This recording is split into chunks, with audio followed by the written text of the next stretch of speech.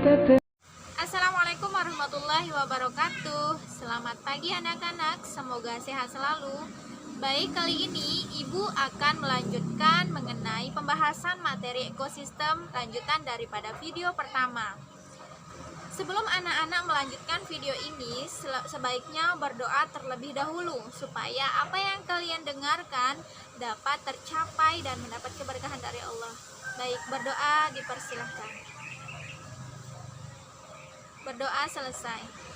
Baik anak-anak, video kali ini Ibu akan melanjutkan penjelasan mengenai materi ekosistem. Sebelumnya, apakah kalian masih ingat mengenai video pembelajaran yang pertama mengenai tentang komponen penyusun ekosistem, yaitu komponen abiotik dan biotik? Dan masihkah kalian mengingat tentang awik-awik hutan wisata alam Desa Sesaut untuk menjaga kelestariannya? Oke, tetap diingat ya, supaya pembelajaran di video pertama menuju ke video selanjutnya itu dapat memiliki ketergantungan. Baik anak-anak, adapun tujuan pembelajaran yang harus dicapai di video kali ini, yang pertama adalah anak-anak bisa mengidentifikasikan proses aliran energi dalam ekosistem. Kemudian yang kedua, anak-anak bisa membandingkan macam-macam interaksi dalam ekosistem. Agar pembelajaran ini dapat tercapai tujuannya, tetap stay tune dan perhatikan video penjelasan mengenai rantai makanan di selanjutnya. Oke? Baik, sekarang kita akan membahas interaksi antar komponen ekosistem. Seperti yang kita pelajari di video yang pertama, bahwa dalam suatu ekosistem itu terjadi interaksi antar komponen ekosistem. Nah, interaksi tersebut dapat berlangsung antara komponen biotik dengan abiotik atau antar komponen biotik. Jadi di sini interaksi antar komponen biotik dan abiotik itu, yang pertama, keberadaan tumbuhan itu sangat mempengaruhi kondisi tanah. Mengapa demikian? Karena akar tumbuhan ini dapat mencegah hanyutnya lapisan humus di permukaan tanah. Selain itu, daun-daunan tumbuhan yang gugur dapat membusuk dan mencampur dengan tanah sehingga membentuk humus.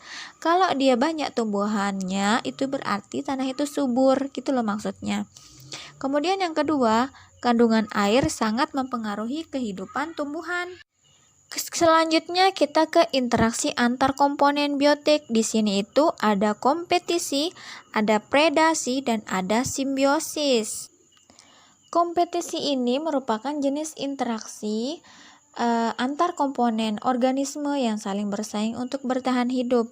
Jadi ada dua jenis kompetisi di sini, ada yang intraspesifik dan interspesifik. Selanjutnya kita ke predasi. Nah, predasi ini merupakan jenis interaksi makan dan dimakan suatu spesies memangsa spesies yang lain. Organisme yang memakan disebut predator, sedangkan organisme yang dimakan disebut mangsa. Dan ini berlaku di rantai makanan atau jaring-jaring makanan. Baik, kita ke simbiosis. Apa sih simbiosis itu? Simbiosis ini adalah hubungan yang sangat erat antara dua organisme yang berbeda spesies. Interaksi simbiosis ini dibedakan menjadi 3. Ada juga yang menyebutnya 4. Nah, adapun 4 jenisnya itu, yang pertama ada simbiosis mutualisme, yang kedua simbiosis komensalisme, yang ketiga simbiosis parasitisme, dan yang keempat simbiosis amensalisme. Jadi simbiosis mutualisme yaitu jika dua spesies yang hidup bersama itu saling menguntungkan satu sama lain. Contohnya nih, madu, lebah yang memakan sari pada bunga. Nah, itu kan saling menguntungkan. Lebahnya diuntungkan, dia dapat mendapatkan sari daripada bunga untuk membuat madu, sedangkan bunga dibantu oleh lebah untuk penyerbukan. Kemudian yang kedua, simbiosis komensalisme. Ini merupakan simbiosis jika dua spesies yang hidup bersama, satu spesiesnya diuntungkan, sedangkan spesies yang lain itu tidak diuntungkan dan juga tidak dirugikan. Jadi yang satu untung, yang satunya itu tidak untung dan tidak rugi. Parasitisme ini yaitu jika dua spesies yang hidup bersama, satu spesies diuntungkan dan satunya itu lagi dirugikan. Nah, atau organisme yang diuntungkan itu disebut dengan parasit. Oke. Nah, selanjutnya simbiosis amensalisme, yaitu simbiosis yang terjadi pada dua organisme yang berbeda spesies yang saling berinteraksi, satu spesies dirugikan, sedangkan spesies yang lain tidak diuntungkan dan tidak dirugikan. Jadi ini mirip seperti simbiosis komensalisme. Contoh di simbiosis amensalisme ini ialah rumput teki yang tumbuh berdampingan dengan tanaman budidaya. Pola interaksi dalam ekosistem. Tahukah kalian, dalam ekosistem itu terjadi interaksi antar komponen ekosistem. Nah, dari interaksi ini terjadi aliran energi dan aliran materi dalam ekosistem. Apa sih aliran energi? Dan dari mana organisme-organisme dalam rantai makanan memperoleh energi? Jadi anak-anak, cahaya matahari itu merupakan sumber energi utama bagi kehidupan. Energi cahaya matahari masuk ke komponen biotik melalui produsen. Kalian tahu produsen itu apa? Nah, kemudian energi cahaya matahari ini akan diubah menjadi energi kimia, yang nantinya energi kimia mengalir dari produsen ke konsumen melalui jalur rantai makanan. Energi kimia yang diperoleh organisme digunakan untuk kegiatan kehidupan sehingga dapat tumbuh dan berkembang.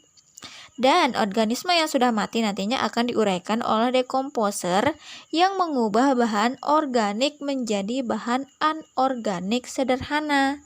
Nah, bahan anorganik sederhana ini akan diserap oleh produsen sebagai unsur hara.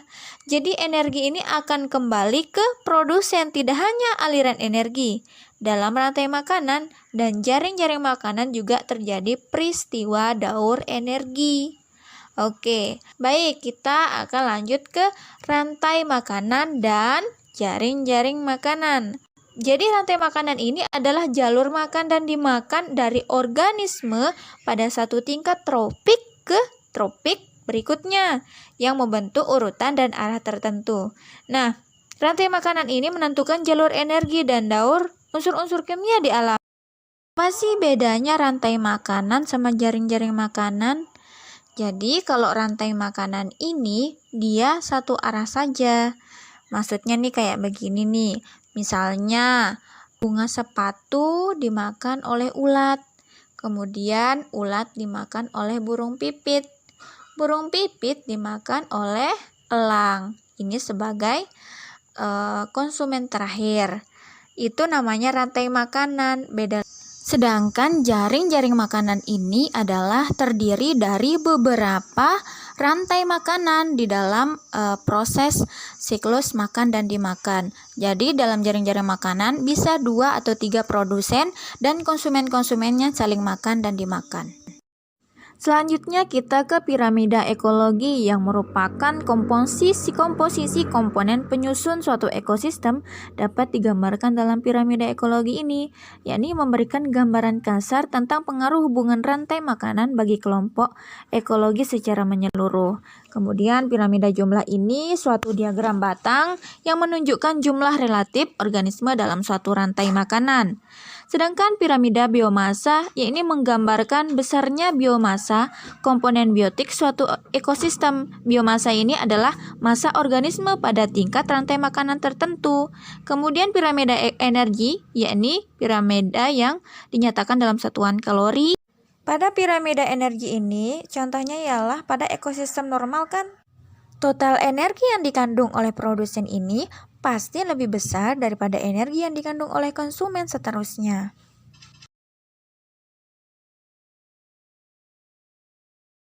Baik, video pembelajaran yang kedua ini sistematikanya masih tetap sama seperti video pembelajaran yang pertama, di mana setelah kalian menonton video ini, kalian kembali ke kelompok masing-masing dan kerjakan LKPD yang akan Ibu berikan.